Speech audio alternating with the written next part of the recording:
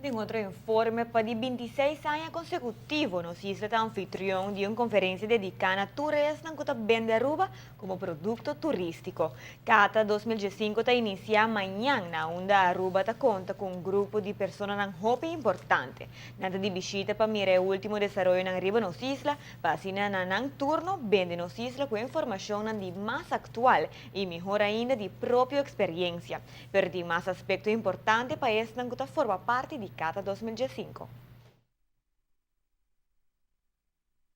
E tour operador ng agi tang oportunidade para sinta ko tour hotelero ng durante di um marketplace tami ko companhia ng kuta oferecer atividade ng transporte para nang po negociar pa temporada venidero kuta of winter of hasta pa outro aya price ng contract ng kiko nang por hasi pa vender Aruba miho.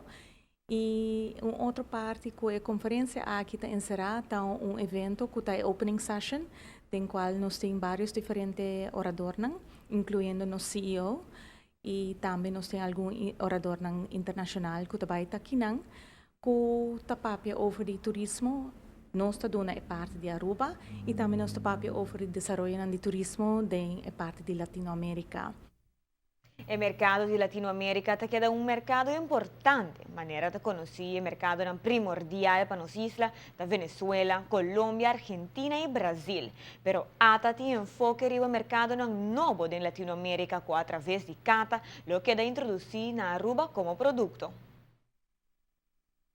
Kuta Chile, kuta uno que nós está trabalhando desde 3 anos, acaba, e nós cada dia anos aqui, nós logra de crescer o mercado com double digits na visa. E agora que também nós está entrando em mercado novo, que está na infância, vou visa, que está mercado na maneira Panamá, Paraguai, nós temos Equador, Bolívia, sa quinta algum mercado não culo ser representar aqui na Aruba durante cada.